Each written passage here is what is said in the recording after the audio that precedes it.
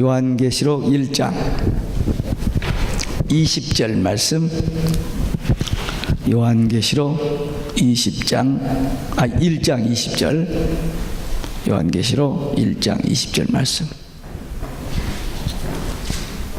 함께 읽습니다. 내 본 것은 내 오른손에 7별의 비밀과 7 금촛대라. 7별은 7 교회의 사자요 7 촛대는 7 교회니라. 건너뛰어서 17장 계시록 17장 5절 6절 7절 계시록 17장 5절 6절 7절 함께 읽습니다. 그 이마에 이름이 기록되었으니 비밀이라 바벨론이라 땅의 음녀들과 가증한 것들의 엄이라 하였더라. 또 내가 보매 이 여자가 성도들의 피와 예수의 증인들의 피에 취한지라. 내가 그 여자를 보고 기이 여기고 크게 기이 여기니 천사가 가로되 왜 기이 여기느냐. 내가 여자와 그의 탄바 7머리와 10뿔 가진 짐승의 비밀을 내게 이르리라. 아멘. 할렐루야. 오직 예수 마라나타.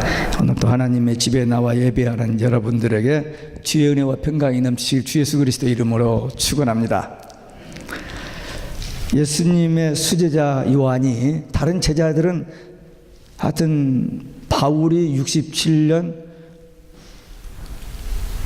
베드로가 67년이니까 바울이 67년이니까 하여튼 1년 차이로 순교했고, 다른 제자들은 언제 순교했는지 제가 잘 모르는데, 하여튼 이 요한은 95세에서 100세 그 사이 밤모섬에서 유배되어서 주일날 기도하다가 성령에 감동되어서 하나님 보좌 앞에 그 영이 올라가 하나님의 말씀을 듣고 그 하나님이 계시는 성전의 그 모든 모습을 보고 또 기록하라고 해서 받은 말씀을 기록해서 전에 있었던 것과 이제 있는 일과 장차 될 일을 기록하여 전해준 것이 계시록입니다.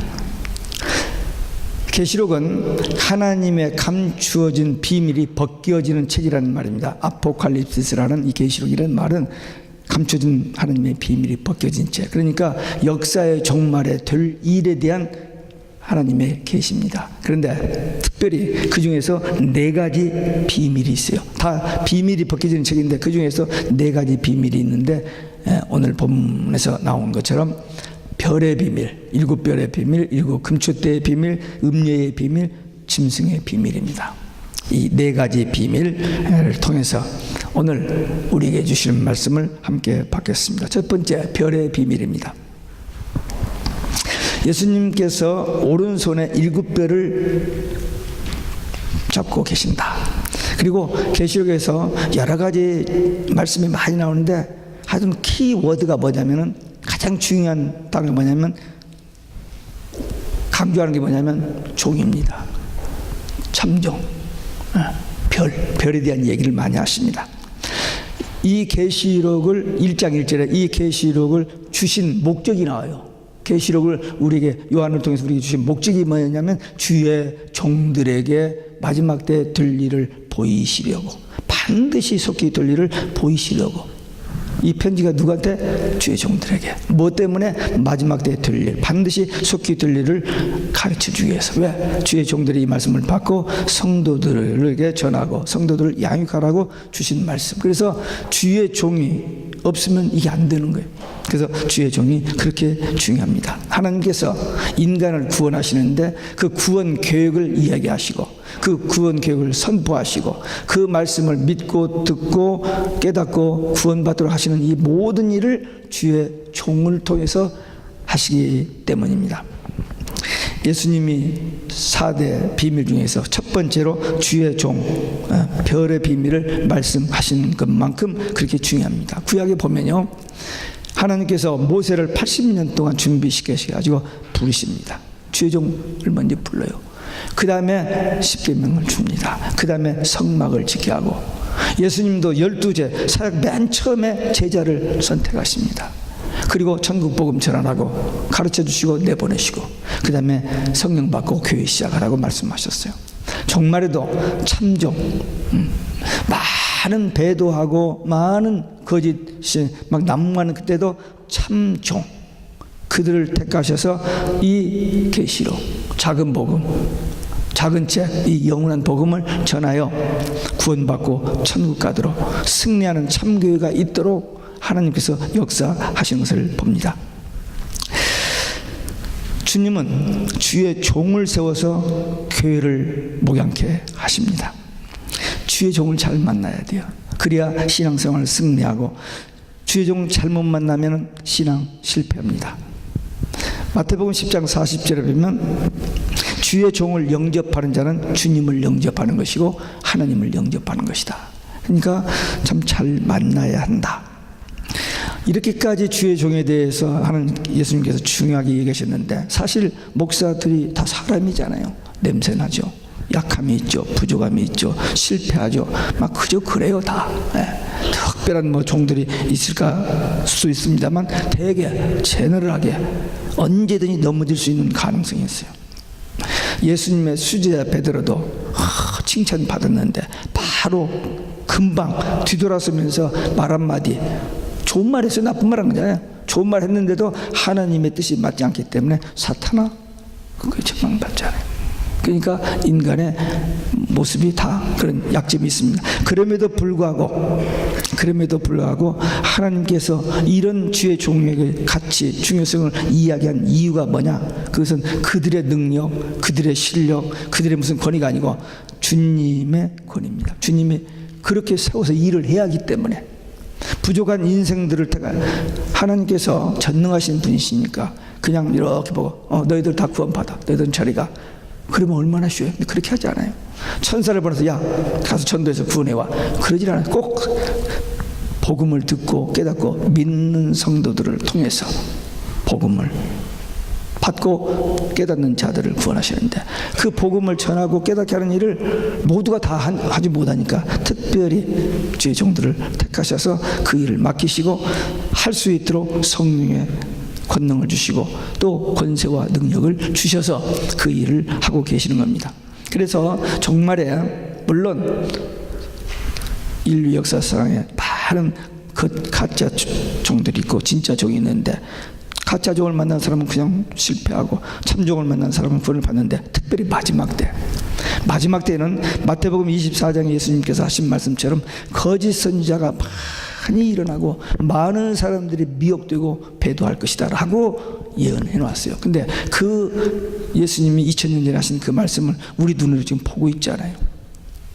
평생 예수 잘 믿고 대단한 목회자가 하루아침에 탁 섰는데 보니까 완전히 가면을 뒤집어 쓰고 있는 거예요. 상상할 수 없는 일이 일어나잖아요. 그렇게 오직 예수님만 구원의 길이라고 막 외치던 사람이 어느 날 불교에도 구원이 있다라고 헛소리를 하고 있잖아요. 끔찍한 일입니다. 끔찍한 일.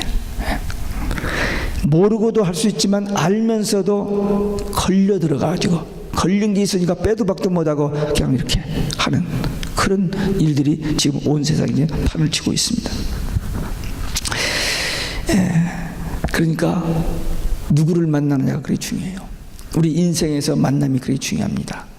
부모님 우리 초이스가 아니죠. 그러나 좋은 부모님 만나서 잘 양육받으면 정말 감사한 일이고, 주의 종 만나고, 좋은 친구 만나고, 좋은 남편, 좋은 아내 만나는 거, 좋은 선생님 만나는 거 다 은혜입니다.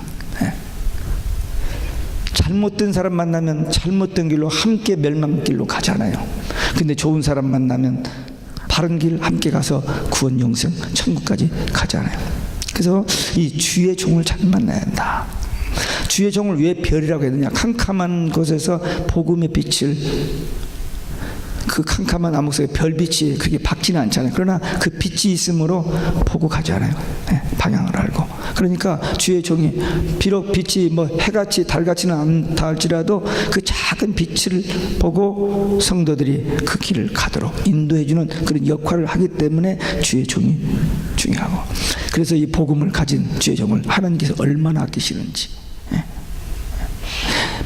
많은 사람이 배도해서 그런 게도 한 사람 때문에, 모세 당시 모세, 다니엘 때 다니엘, 그 한 사람, 그렇게 중요하잖아요. 복음을 맡은 주의 종 하나님께서 아끼십니다. 소중하게. 왜? 하나님께서 그를 통해서만 하나님의 일을 하실 수 있으니까. 그래서 하나님께서 아끼시는 거예요. 그래서 여기 7은 완전수고 주님의 오른손 승리의 어떤 의미가 있습니다. 그래서 하나님께서 별을, 주의 종을 아끼시고 승리하도록 붙들어 주신다는 거예요. 그게 비밀이에요. 그 사람이 말을 잘하고 실력이 있고 PhD가 있고 그래서가 아니고, 정말 하나님의 말씀 바로 깨닫고 그 말씀 붙들고 주님만 따라가니까 주님이 이렇게 인도해 주셔서 되는 거지. 똑똑하고 잘난 사람은 하나님 말씀 안 들어요. 지가 하려고 하지. 그래서 잘 되다가 그렇게 폭 떨어지는 겁니다. 제가 어제 저녁에 어떤 목사님하고 전화를 통화했어요. 은퇴하고 한 3년 동안을 작은 교회를 안 나가고, 못 나가고 안 나가고, 하여튼 3년 동안을 매주일마다 딴 교회를 돌았어요. 190개 교회를 돌았대요. 근데 어떤 데는 조그마한 빌딩 한 30명 앉을 수 있는 그 자리에 세 교회가 모이더래요. 시간 바꿔서. 그런 교회를 가고, 어떤 데 가서는 세 사람 앉아서 예배드리는 데 갔는데 거기서 은혜 받고 왔대요. 지금 190개 교회를 돌았는데 조금도 후회되지 않는데요. 그 저보고도 추천하더라고. 적어도 1년은 좀 돌아보라고. 무슨 얘기냐? 그 생계 유지도 어려운 그런 목표를 하고 있는데도 불구하고 거기서 하나님의 말씀이 선포되지고 거기서 하나님 앞에 참된 기도가 드려지고 있는 그 모습을 보고 은혜를 받고, 참 보람되다고 그런 이야기를 어제 들었습니다. 저한테도 강력히 추천하더라고요.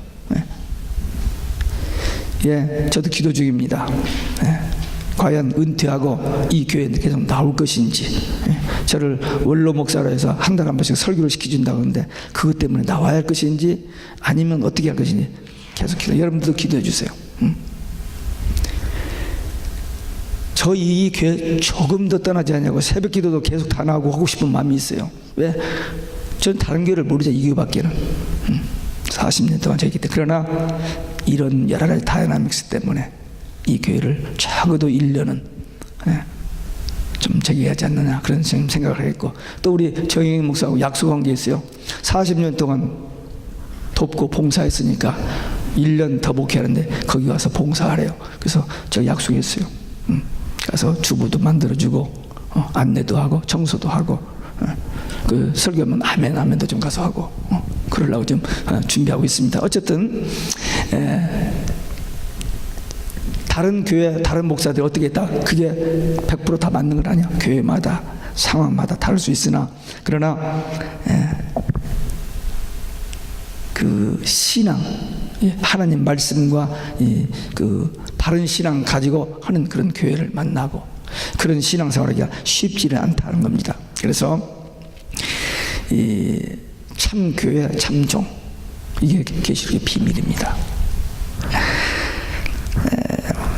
계시록에서 세 가지 재앙이 나옵니다. 인재앙, 나팔재앙, 대접재앙. 이제 그게 상당히 무섭게 생각하고, 다른 사람들은 계시록 하면 벌벌 떠는 게 그거예요. 근데 계시록에서 핵심은 그게 아닙니다. 그건 과정일 뿐이고 22장 중에서 3장 반밖에 안 돼요.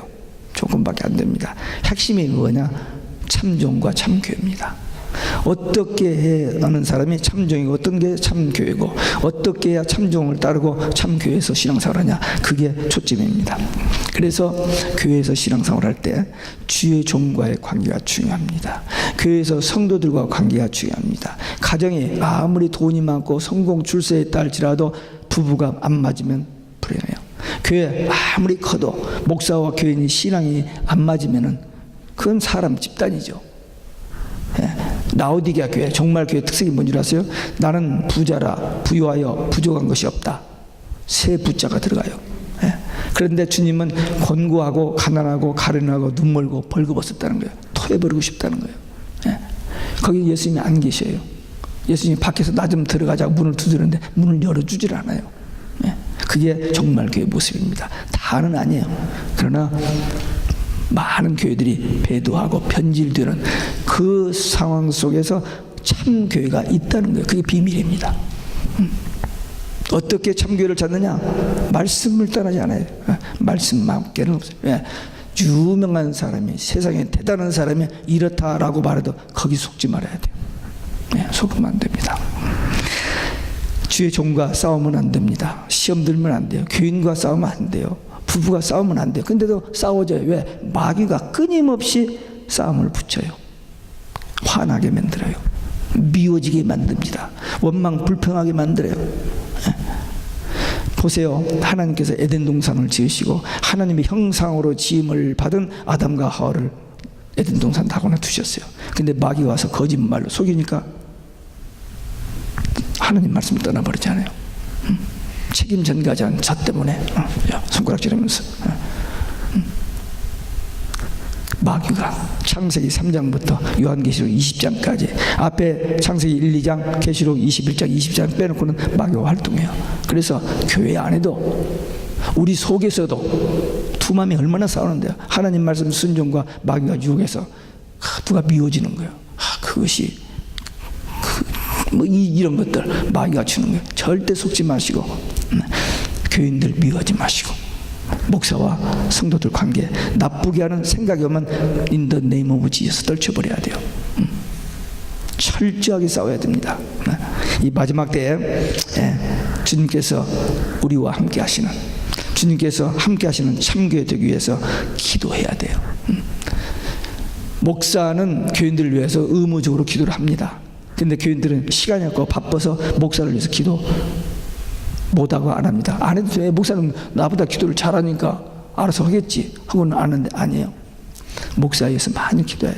목사 한 사람 넘어지면 그 교회 전체가 넘어지는 일이에요. 그래서 마지막 때 참종, 정말 오직 예수, 이 성경을 떠나지 않는 참종 만나는 거, 참교회 만나는 게 그렇게 중요합니다. 두 번째 비밀은 교회의 비밀입니다. 일곱초 때, 금초 때 뭔가 보배성입니다.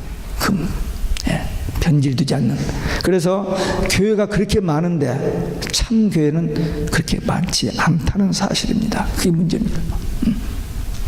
대단한 교회, 유명한 교회인 것 같지만 주님이 보시기는 아니라는 거예요.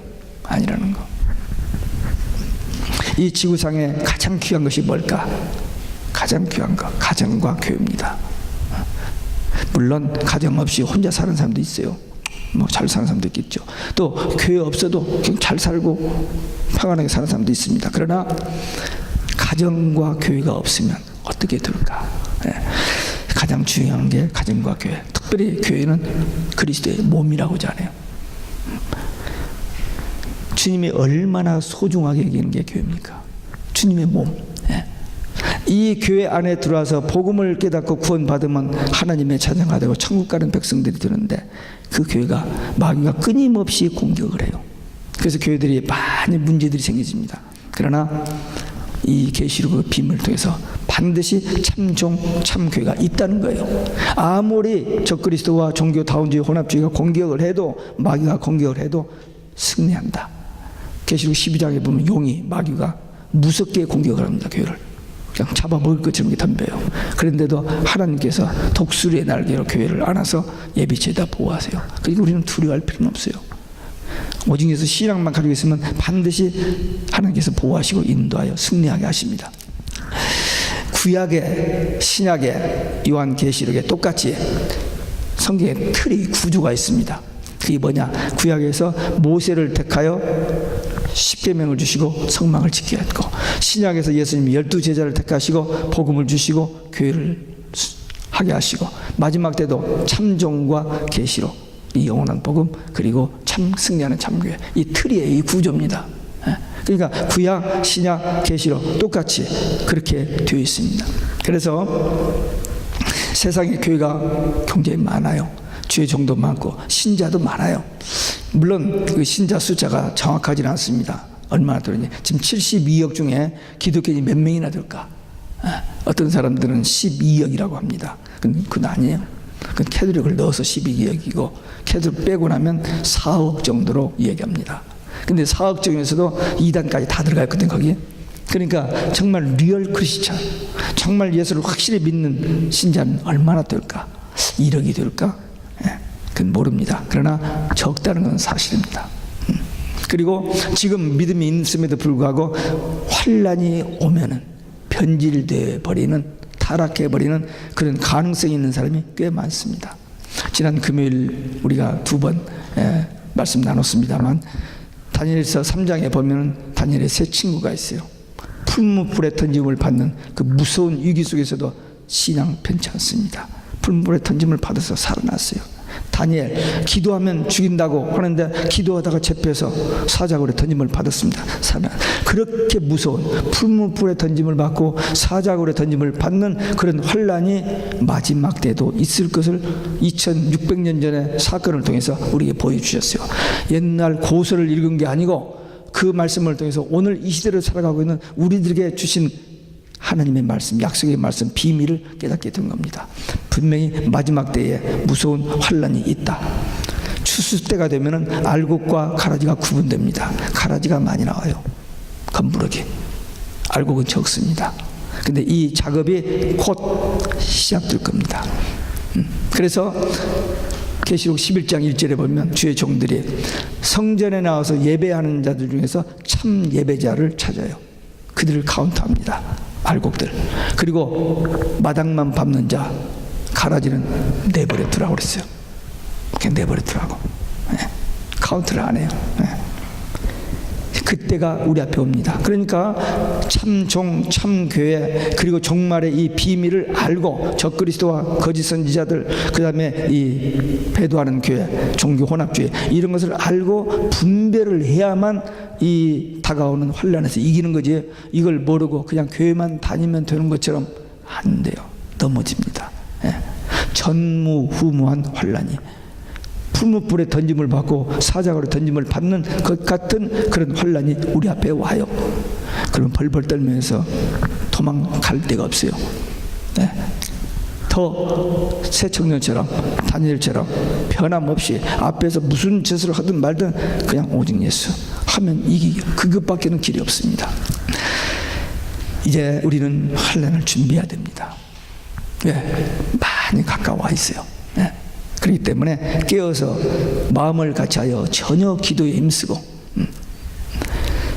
다가오는 환란을 대비하는 참 승리하는 참교회 되시길 주 예수 그리스도 이름으로 축원합니다.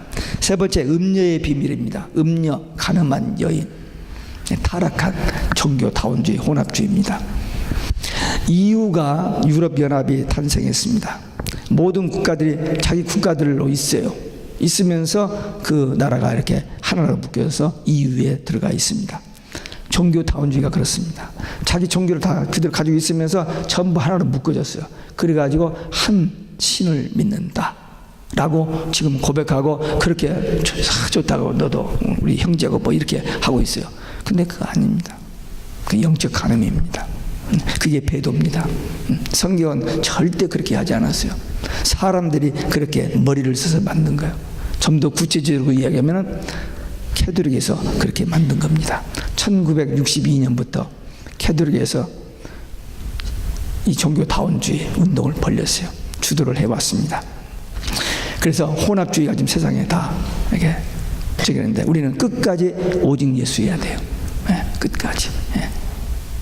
모든 종교의 구원이 있다? 아니에요. 불교의 구원이 있다? 아니에요. 오직 예수님만 구원의 길. 우리가 가지고 있는 성경에 의하면. 그래서 타협하면 안 됩니다. 5절에 음녀의 이마에 이름이 써 있어요. 여기에 이름이 쓰는데 비밀이라고 해서 몰라요. 써 있는데도 몰라요, 이걸. 사람들이 보고. 근데 답이 거기 있어요. 큰 바벨론이라고 있잖아요. 큰 바벨론이 뭐지? 아는 사람이 별로 없어요. 관심을 안 두니까. 분명히 이마에 이름이 써 있어요. 근데 비밀이라. 큰 바벨론, 이게 뭐야? 사람들이 모릅니다. 근데 큰 바벨론은 하나님과 성도와 교회를 대적하는 큰 세력을 말합니다. 그 큰 세력이 어느 정도 세력이냐? 이 지구에 있는 모든 힘을 하나로 묶은 그 힘입니다. 절대 힘입니다. 마귀가, 공중권세 잡은 마귀가 마지막으로 교회를 파괴하기 위해서 모든 힘을 하나로 묶어서 도전해 오는 그 큰 세력, 그것이 이 음녀, 큰 바벨론, 짐승, 그들의 힘입니다. 이것들이 이제 세상의 모든 것을 다 한 손에 짊어지고 이제 도전해오는 그때가 우리 앞에 오고 있습니다. 창세기 거슬러 올라가면 창세기 10장에 보면은 저주받은, 노아의 저주받은 함이 있습니다.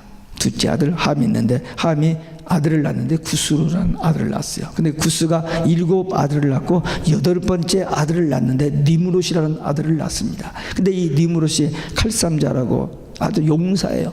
인기가 짱이에요. 그때 당시 영웅입니다.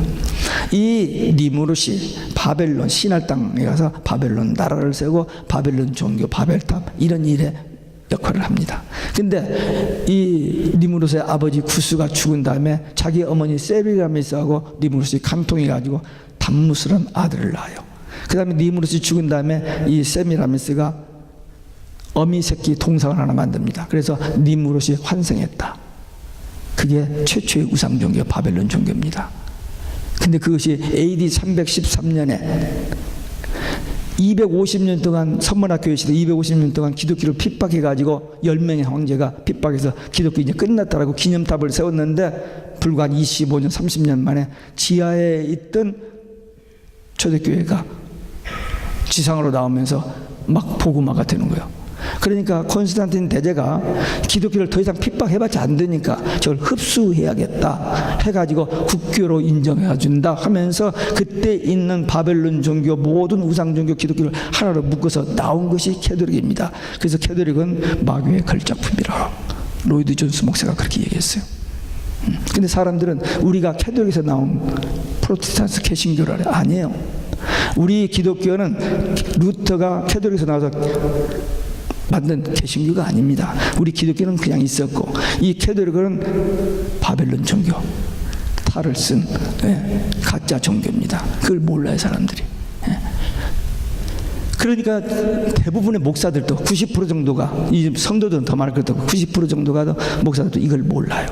그럼 종 목사님 어떻게 알았어요? 왜?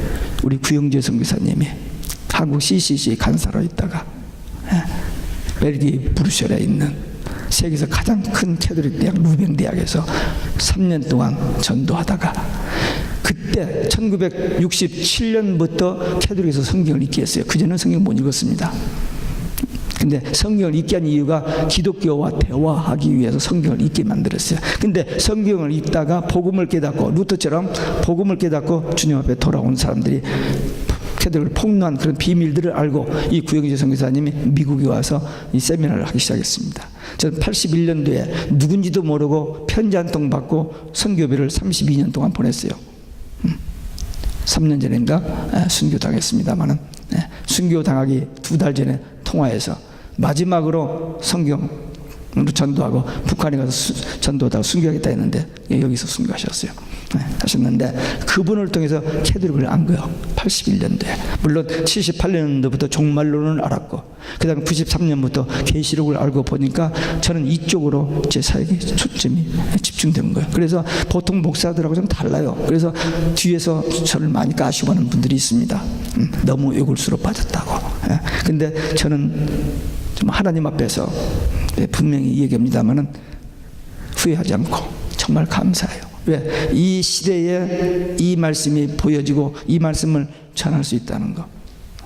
목사가 교회 부흥이 이 속에 맺혀 있습니다. 어떻게 하면 나도 좀 큰 교회 한번 해볼까.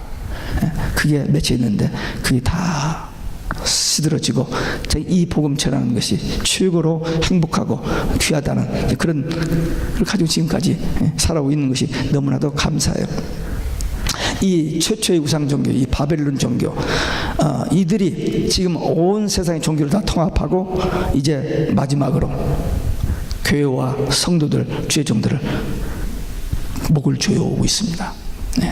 근데 우리는 그런 것에 두려워하지 말고 끝까지 우리 카타콤 속에 들어가서 땅 속에서 그렇게 살다가 죽어간 초대교회 성도들, 그들이 나중에 승리한 것처럼 우리도 고난 받지만 반드시 승리합니다. 작년 9월 말 10월 초에 중국 지하교회에서 성도들이 일어났어요. 밖에 나와서 28만 명이 모여서 할렐루야를 부르면서 찬송을 합니다. 우리식으로 하면은 어떤 총회장이 사회 보고 어떤 총회장이 설교하고 누가 기도하고 순서 짜가지고 폼 잡고 있을 텐데 그 사람들은 그런 게 하나도 없더라고. 그냥 찬송하면서 기도만 하는 거예요, 이렇게. 예. 근데 그때 자막으로 나온 글씨를 제가 읽었는데 Back to Jerusalem, 마지막 선교의 마무리를 중국 지하교회, 그 다음에 우리 한국교회, 일본교회가 같이 하자고 찬송 부르면서 그 외치는 소리를 들었어요. 근데 2011년도에 중국 지하교회 지도자였던 수 형제가 여기 와서 한 말이 있잖아요. 우리 중국 지하교회는 믿음도 있고 기도는 하는데 리더가 없다고. 그래서 히말라야 산 밑에 인도 땅에 있는 6개국의 사람들이 모여서 하는 신학교 그 조중용 선교사님 데리고 와서 같이 백투 예루살렘 무브먼트 하자고 했는데 지금 이번에 그 집회가 있었고 작년 말경에 예루살렘에서 그 집회가 있었습니다. 네, 가자고 하는 목사님이 있었는데 안 가고 말았습니다만은 어쨌든 이제 마지막 선교 주자가 누구냐? 우리 한국교회라고 저는 믿어요.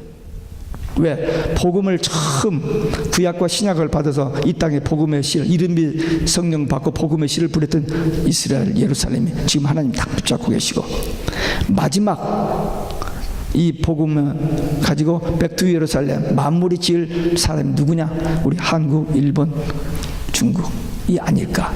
왜? 일본, 중국은 그냥 붙은 거고 창세기 10장에서 에벨의 아들 벨렉과 욕단이 있는데 벨렉에서 아브라함이 유대인이 나왔고 욕단이 우선이 성경에서 감춰져 있는데 그 욕단이 우리 단군입니다. 그게 이제 증명됐어요. 그러니까 복음의 씨를 뿌렸던 이스라엘, 마지막 복음의 주자로 쓰임받을 한국 교회를 하나님께서 다 붙잡고 계신다. 그렇게 믿어요. 지금 이스라엘 600만을 3억 5천이 둘러싸고 있습니다. 언제 떨어질지 몰라 불이. 근데 하나님께서 붙잡고 계신다. 우리 한국도 5천만을 지금 몇십억이 둘러싸고 있잖아요. 근데 하나님의 계획 속에서 지금 한국교회가 그냥 몰락했습니다. 그러나 매를 맞고 회복하고 해서 마지막 선교 주자로 쓰임 받기를 우리는 기도해야 돼요. 그렇게 믿습니다, 저는.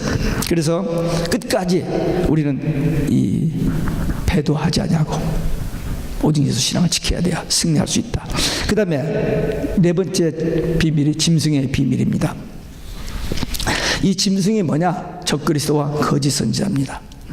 이 짐승의 비밀을 알아야 돼요. 예수님께서 마태복음 24장에서 마지막 그 수요일날, 한 주간의 그 수요일날 제자들과 감람산 앉아서 예루살렘 성전을 보고 저 성전이 돌아나 무너지리라. 제자들이 놀래가지고는 그 징조를 물어봤을 때 몇 가지 징조를 쭉 얘기했어요. 근데 그 징조들 중에 이 역사의 종말에 이루어질 징조가 꼭 일어날 게 5가지 있고 계속적으로 지속적으로 일어나는 지진, 기근, 전쟁 이런 거 15가지가 있고 그 다음에 마지막으로 끝부분에서 일어날 것이 3-4가지가 있는데 그걸 제가 이번 가을불에 강의를 하려고 마음을 먹었는데 제가 아무리 봐도 은퇴하고 나서 여기서 그 강의를 할 수 없을 것 같은, 해서는 안 될 것 같은 마음이 들어서 지금 기도 많이 하고 있습니다. 근데 오늘 여기서 간략하게 하면 5가지 징조입니다. 첫째는 마태복음 24장 32절에서 무화과 나무에 싹이 나면, 화요일날 아침에 예수님이 무화과 나무를 저주도 말라 죽어버렸거든요. 근데 그 무화과 나무가 싹이 난다라고 징조, 마지막 징조를 얘기했는데 1948년 5월 14일 이스라엘이 회복된 그게 무화과 나무에 싹이 난 겁니다. 그 다음에 이유입니다. 이유의 등장, 이유가 지금 탄생했죠. 그 다음에 세 번째는 666 짐승표입니다.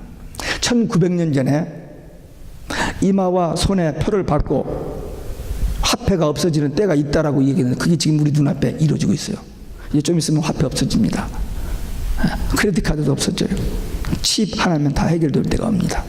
칩이 없으면 못 살아요. 병원도 못 가고 비행기도 못 타고 은행도 못 가고. 그래서 지금 아르헨티나에 가는 우리 김우진 선교사님 그런 아무것도 없는 데서 살겠다고 지금 간 겁니다. 지금 그때가 올 줄 알고.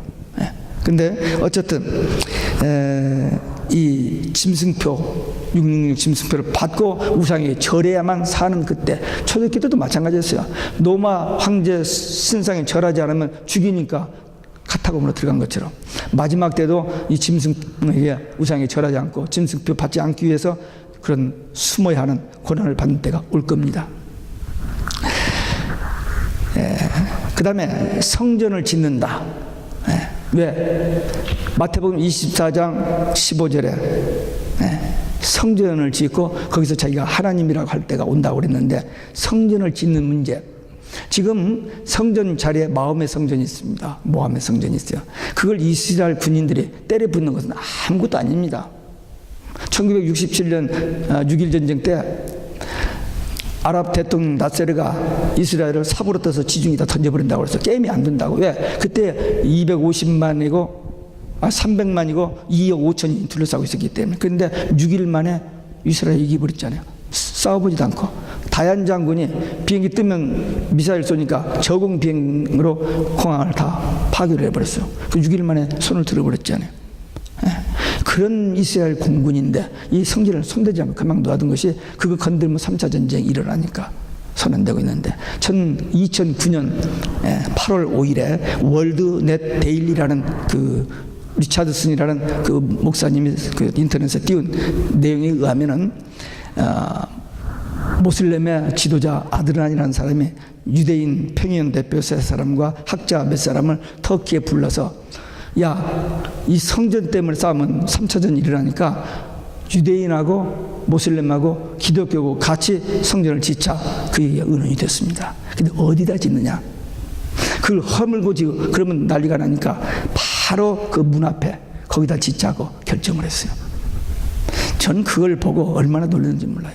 마지막 때 종교 혼합주의, 다원주의 다 우리 형제다 하라고 하는데 딴 데다 짓지 않고 그 자리에다가 짓고, 우리 다 같이 그대로 이루어지는 것을 보고 너무 놀랐습니다. 2009년도에 그 일이 일어났어요. 그러니까 싸움하지 않냐고 그다 성전 짓습니다. 6개월이면 자료 다 준비됐습니다. 6개월이면 돼요.